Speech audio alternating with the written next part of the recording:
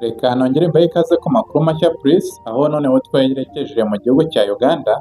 Navugwa amakuru akomeye cyane y'uko komite y'inteko ishinga amategeko ishinzwe gusuzuma ko abahawe imyanya muri guverinoma bujuje ibisabwa n'amategeko, ikaba yateye utwatsi kandidatire y'uwitwa Dr Lawrence Muganga wari wagizwe umunyamabanga wa leta muri minisiteri y'umutekano imbere mu gihugu cya Uganda, kubera ko bamushinja kuba afite ubwenegihugu. Aya makuru rero yasohotse ku munsi w'ejo, bamwe bakaba baravugaga ko uyu Dr Lawrence Muganga yaba afite ubwenegihugu bwa Uganda ndetse n'ubw'u Rwanda, byatumaga benshi bahamya neza ko ari umunyarwanda, akaba ari nayo mpamvu kandidatire ye yaba yarateshejwe agaciro. Ariko hakaba hari n'amakuru yasohotse agaragaza amashusho ye asobanura neza ko we ari uwo muri kominote y'Abanyarwanda. Izi akaba ari kominote imwe muri kominote zigize Uganda, by'umwihariko zigizwe n'abahoze ari Abanyarwanda kuva kera mbere y'ikatwa ry'imipaka, ariko akaba yaje ahamya ko ari umunya-Uganda, ndetse ubwo bwenegihugu afite bundi bwa kabiri bukaba ari ubwo muri Canada. Aho yasobanuye neza ko ubwo bwenegihugu yabushatse cyangwa se abufite mu buryo bwo kugira ngo ajye gushaka imirimo, kuko yigeze kujya gushaka akazi muri Canada, mbega mu rwego rwo gushaka amafaranga yo gutunga umuryango ndetse no gufasha abavandimwe be muri rusange. Gusa akaba yongeye kwibutsa ko ibyo bitamubuza kuba yitwa umunya-Uganda cyangwa se kuba ari umunya-Uganda wemewe n'amategeko, bitewe n'uko yavuze ko igihe cyose yapfa cyangwa se yaba atakiri muzima azashyingurwa muri Uganda nk'ubutaka bwamubyaye. Ndetse akaba yavuze ko nta gahunda n'imwe afite yo kuba yajya muri Canada cyangwa mu kindi gihugu, bitewe n'uko ubwo bwenegihugu yari afite ari nk'uko n'undi wese yaba afite, mbega nk'uko umuntu ashaka ubwenegihugu cyangwa se ashaka pasiporo akaba yajya mu gihugu runaka, ariko bidakuyeho ko igihugu cye kavukire aba yagitaye. Amakuru rero dukesha ikinyamakuru Igihe aravuga ko Dr Lawrence Muganga atangaje ko adakomoka mu Rwanda, ahubwo ari uwo mu bwoko bw'Abanyarwanda bo muri Uganda. Akaba afite ubwenegihugu bwa Uganda ndetse n'ubwa Canada nk'uko natangiye mbibabwira. Uyu mugabo usanzwe ari umuyobozi mukuru wa kaminuza ya Victoria muri Uganda, yagizwe umunyamabanga wa leta muri minisiteri y'umutekano imbere mu gihugu, abigizwe na Perezida Museveni, akaba ari we wari wamuhaye izi nshingano. Uyu Dr Muganga Lawrence ubwo yari avuye mu nteko ishinga amategeko ku wa 2 Kamena, yabwiye itangazamakuru ko mbere yo gusubira muri Uganda yari afite ubwenegihugu bubiri, ubwa Uganda ndetse n'ubwa Canada, ariko yiteguye kugumana bumwe mu gihe byaba bibaye ngombwa. Abadepite bavuze ko uyu Dr Muganga Lawrence yari yemeye guhita areka ubwenegihugu bwa Canada mu gihe yaba yemerewe kujya muri uwo mwanya wa minisitiri nk'uko yari yabigenewe na Perezida Yoweri Kaguta Museveni.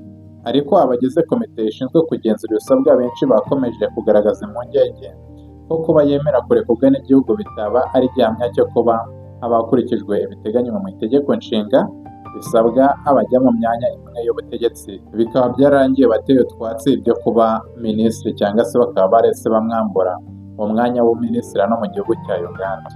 Uyu Dr Muganga akaba ari we rukumbi utarabashije kunyura yemye imbere y'abagize inteko ishinga amategeko, nyamara banyuze mu kayunguruzo nk'ako yanyuzemo barimo uwitwa Ambasaderi Adonia Ayebare na Calvin Echodu, nabo bakaba bafite ubwenegihugu bubiri ndetse bemeje imbere y'inteko ko bazahita bareka ubwa Amerika, bo birangira bashyigikiwe n'abadepite benshi, bituma bemererwa gukomeza bakajya mu myanya bahawe.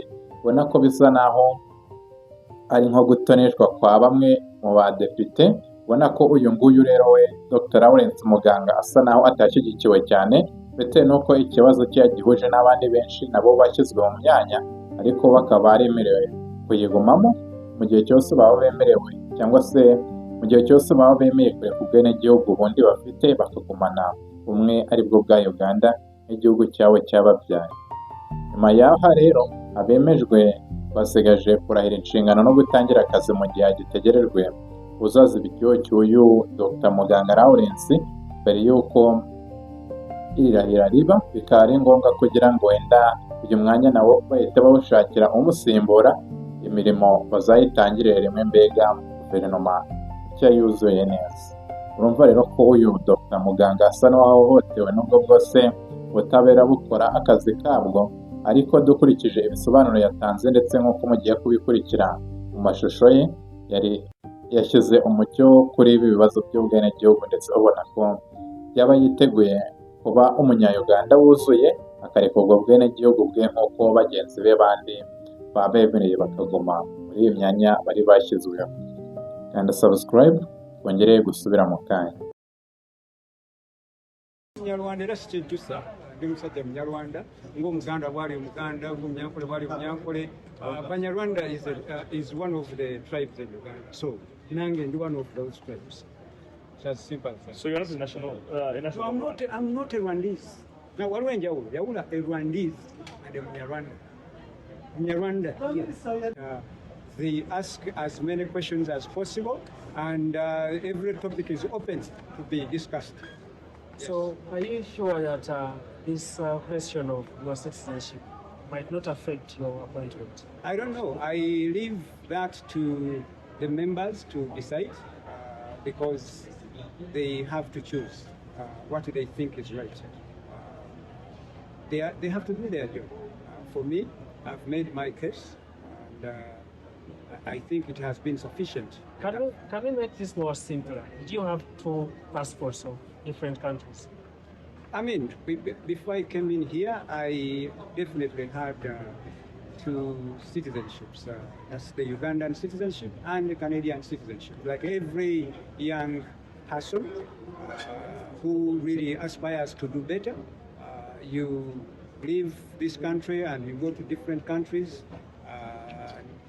trying to work there, and you get some money, you help your people you left back home, you help your brothers, your sisters, your parents, and even the friends.